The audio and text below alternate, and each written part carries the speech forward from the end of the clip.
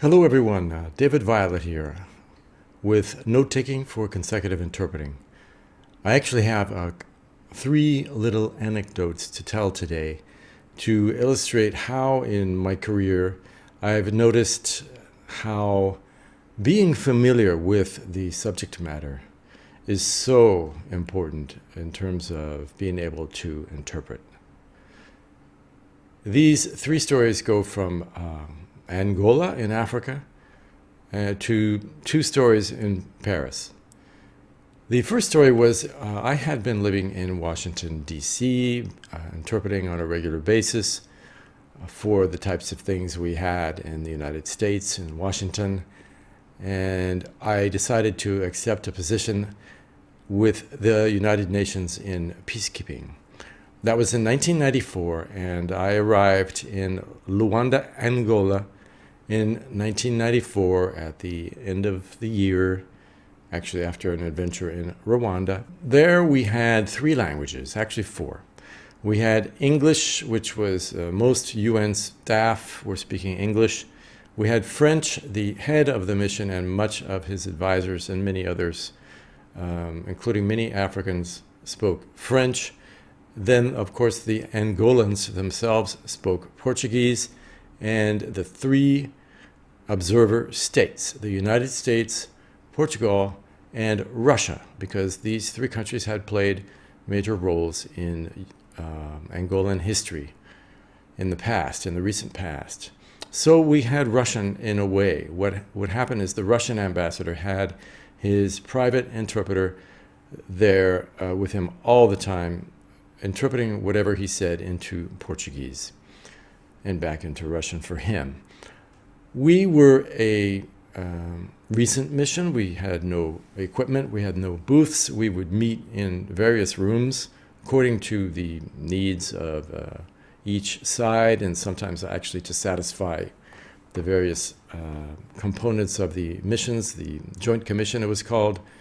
They would meet in various places, and one time we ended up in a room where there was a couch, and everybody was sitting in various chairs sort of around facing this couch, and several important people were sitting on this long couch, and I was invited to come in and help interpret.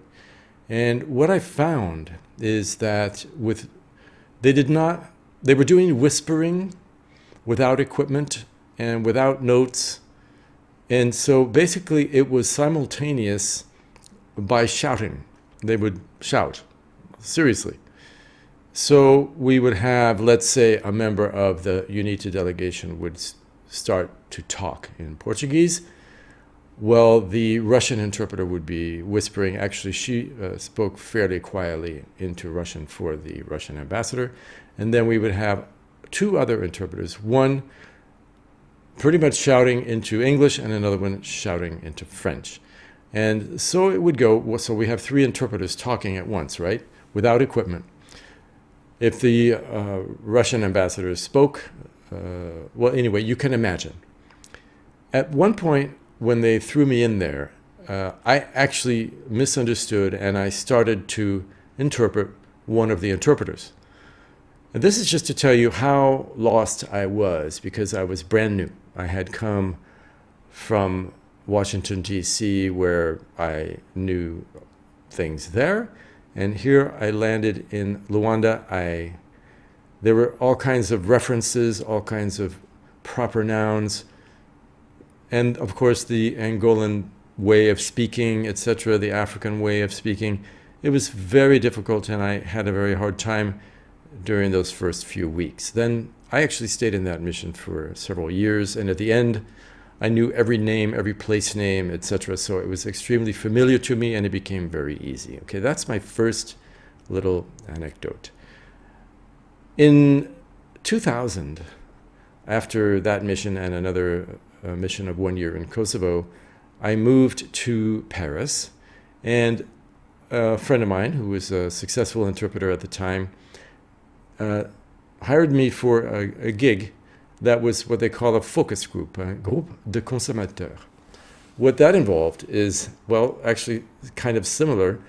A bunch of people sitting around a table with a microphone hanging from the ceiling. And this was a glass table, so every time they would have a glass of water and put it back on the glass table, it would bang. And they would often be talking all at once, and they were talking about things like detergent. It was a focus group where advertisers were trying to get a feel for the best campaign and the reactions to this or that idea. Things like, if this shampoo was an actor, what actor would it be? Things like that. It was quite interesting. But people would speak all at once, and they were talking about the names of actors and actresses, the names of brands of shampoo or other household items. And I had not been living in France for at least 12 years, and I did not know many of these things. And I had an extremely difficult time, a very hard time. And then that was the second story, about how it helps to be familiar. Then another story I have is that I interpreted once for an NGO, and it was one of these volunteer things. It was a cause I believed in. It was something about the environment, and I felt like, I'd like to help these people out. So I volunteered, and I went to their conference, and I sat in the booth, and lo and behold, the person who came to sit next to me announced that he was one of the workers in the NGO, one of the staff, but that he was not an interpreter, that he'd never done this before. Well, I would not have accepted the work if I had known I'd be sitting with a person who was not an interpreter, and I was quite skeptical. But to tell you the truth, he did a reasonably good job. Why was that? Well, he knew absolutely everything about this NGO. He knew it inside out.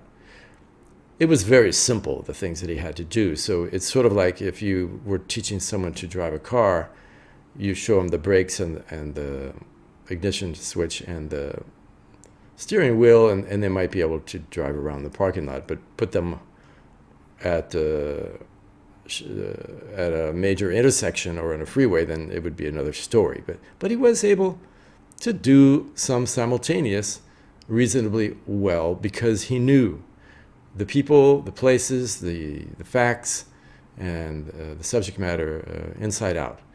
So I don't know how useful this is for you as interpreters, but it's been a lesson for me about how, when I sit in some of these organizations with staff members, they're often quite helpful, obviously, but they are able to do the work so very well because, well, they wouldn't be staff members if they weren't pretty good interpreters in the first place, but also because they'd been doing this subject matter over and over, generally for years, which truly is helpful. And when you land in a conference for the very first time, we are expected to produce a pretty good product, even though often we don't know who is who, and that's why it is so important. And I suppose this is the main lesson to draw from this.